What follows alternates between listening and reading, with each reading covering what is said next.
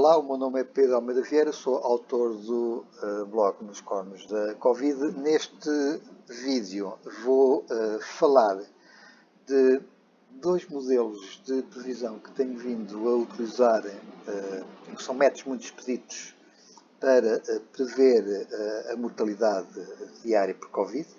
Portanto, antes, obviamente, do anúncio diário da Direção-Geral de Saúde, mas que permite, sobretudo, ter uma noção de como está o Serviço Nacional de Saúde em termos de tratamento dos doentes Covid, se está a ser eficiente, se há uma perda de eficiência.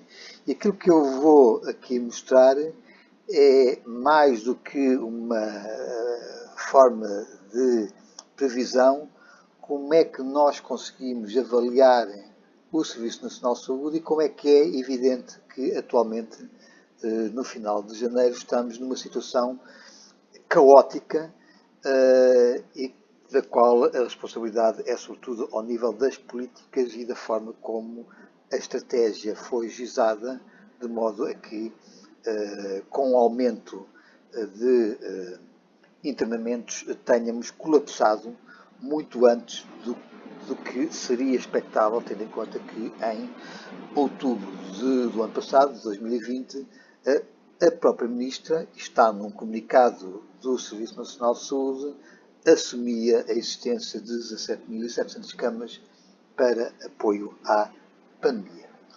Veremos que, a partir das 3.500 camas, Portugal entrou em colapso. Mas vejam, eu tenho aqui basicamente todos os dados divulgados, dos poucos divulgados pela Direção-Geral de Saúde. Não temos o perfil do tipo de internados, não temos sequer o número acumulado de pessoas que foram hospitalizadas ao longo dos meses e, portanto, há um buraco do qual, em termos de informação, do qual nós não sabemos. Não sabemos, por exemplo, o número de altas que ocorrem, não sabemos o conjunto de informação. A única informação que nós temos são os mortos Covid, os testes, o número de casos, os internados em UCI.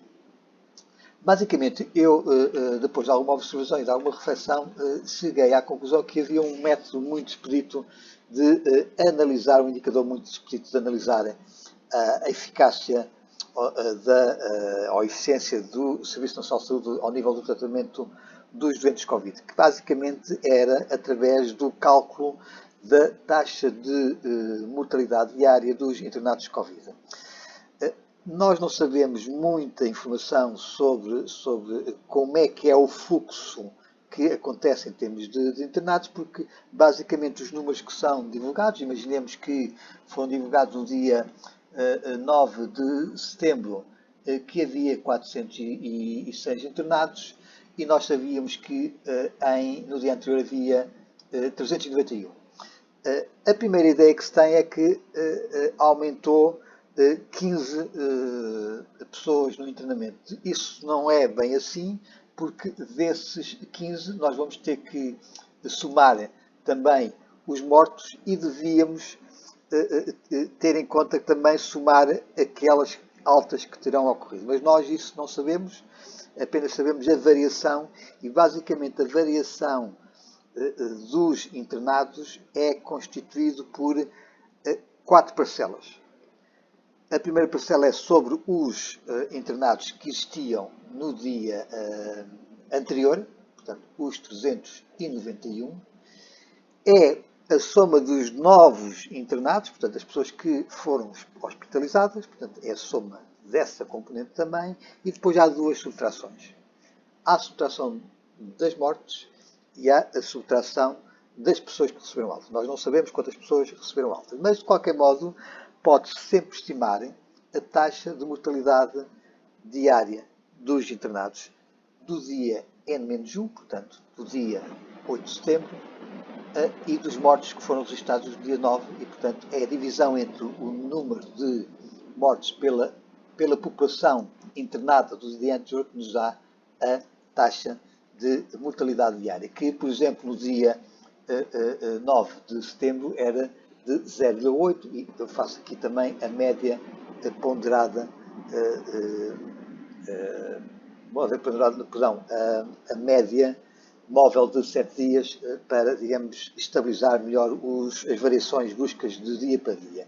E, portanto, vejam que nós tínhamos em setembro 406 internados, andavam a morrer 2, 3, 4, 5, depois vai subindo um bocadinho, há sempre variações, mas vejam que nós em outubro tínhamos quase sempre 600 e tal pessoas internadas e andávamos nos 6, 12, 10, ia fazendo assim uma variação e, portanto, se repararem aqui, a variação andava sempre na casa do, em termos móvel, de média móvel, nos 1,5 e depois ia sempre variando.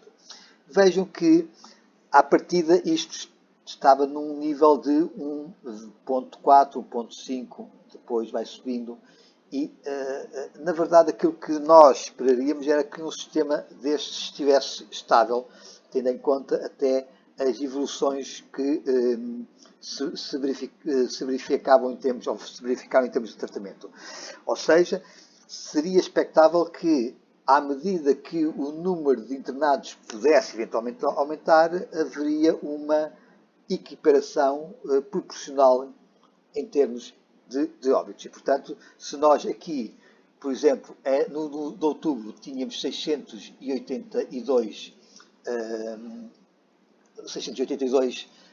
internados, a que correspondia 6 mortes, portanto andaria perto do 1%, imaginaríamos que, ou seria suposto que se aumentássemos em 10 vezes o número de internados, tivéssemos 10 vezes também mais mortes. E, portanto, com 6.800 ou 6.000, seria expectável que tivéssemos de 60. Obviamente sabemos que isto não é bem assim, mas convinha não estar muito longe disso. E aquilo que foi se verificando ao longo dos meses foi uma degradação do sistema.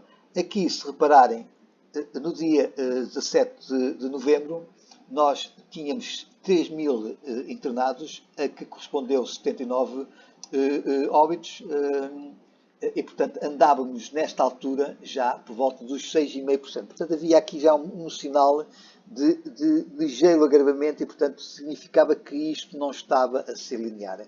Mas vejam, eu vou passar muito rapidamente para o gráfico para ver a situação. Nós, neste momento, estamos com 6.603 internados no dia 26 e vejam que neste momento, no dia 26 de janeiro, estamos com uma taxa de mortalidade dos internados de 4,4%. E vejam aquilo que efetivamente aconteceu.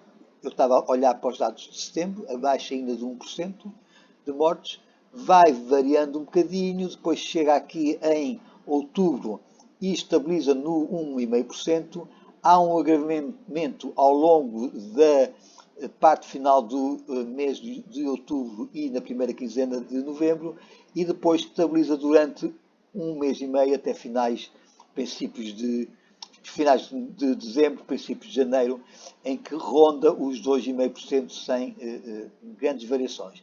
E de repente a janeiro colapsa. O sistema colapsa e vejam como é que há um crescimento bastante íngreme, sempre contínuo, e ainda não há sinais de inversão, em que aumenta a mortalidade para 4,4%.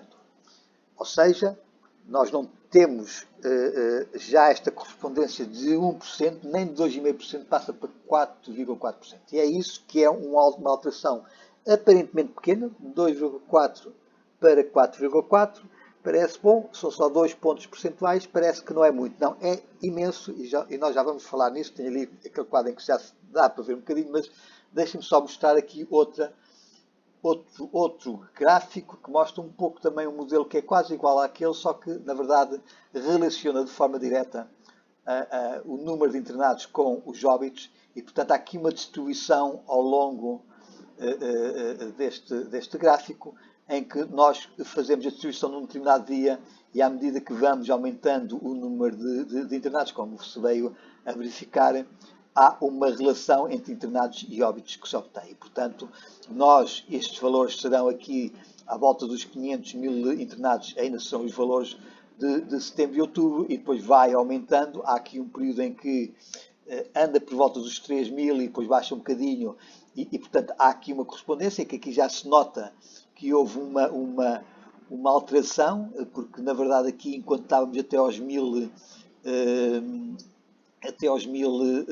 internados, no máximo andávamos um pouco abaixo dos 20 mortos. Isto significaria que quando tivéssemos 2000 andaríamos à volta do dobro, portanto dobrava os internados, dobrava o número de óbitos, e portanto aqui era linear. Vejam que quando passamos para 3, começa a haver uma maior variabilidade, começa a haver aqui um sinal de que há alguns problemas que acontecem. Houve dias em que tínhamos por volta de 3 mil internados e que andávamos já nos 90 óbitos, ou seja, quando à partida deveríamos andar nos 60, se isto fosse linear, e a tendência depois piora completamente a partir dos 3.500 e começa a ter uma tendência de uma linha que não é, raramente diz que é exponencial, mas não é exponencial, mas pronto, mas um crescimento repentino fora já da tendência linear, e portanto verificamos que nós neste momento andamos na casa dos 6.500 internamentos ou internados, e estamos já muito próximo dos 300 óbitos.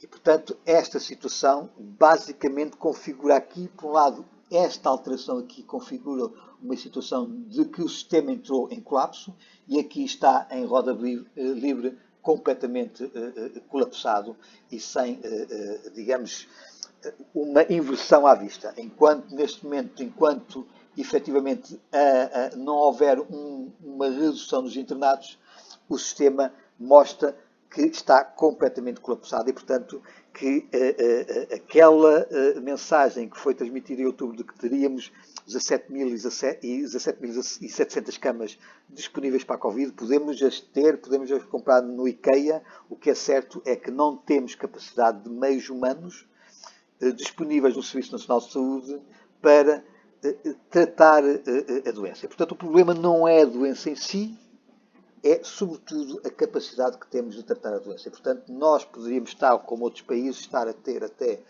mais óbitos do que na primeira vaga, como é, digamos, seria natural numa doença que tem um exacerbamento sazonal no inverno, mas não nestes números. Vejam, aliás, que eu consigo fazer a estimativa das mortes neste momento, tendo em conta a tal taxa de mortalidade diária. E, portanto, nós sabemos que no dia 26 de janeiro nós tínhamos 6.603 óbitos, e eu sei que, perdão, 6.603 internados, e eu sei que neste momento nós estamos a ter uma taxa diária de mortalidade dos internados de 4,5%, a média móvel de 4,4%, e portanto isto significa que, se eu aplicar esta taxa de mortalidade dos internados e multiplicar por número dos internados, dá-me 299 óbitos, que é aquilo que eu prevejo por este modelo para o dia 27 de janeiro, cujos resultados serão anunciados no dia 28.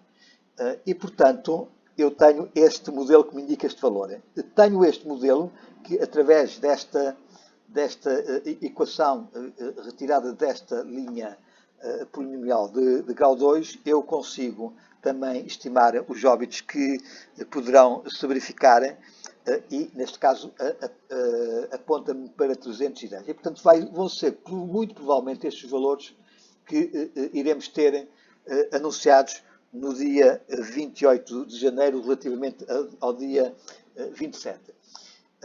E vejo um aspecto que é, se nós tivéssemos o mesmo grau de eficácia em outubro, nós neste momento estaríamos, ou seria expectável, com 6.000 603 internados, seria expectável termos 99 óbitos, que é basicamente aquilo que se verifica proporcionalmente à população portuguesa em grande parte dos países da Europa. A Espanha está um pouco abaixo, a Irlanda está um pouco acima deste valor por valor proporcional padronizado, a Alemanha também está mais ou menos neste valor e, portanto, seria expectável que nós tivéssemos este valor de 99.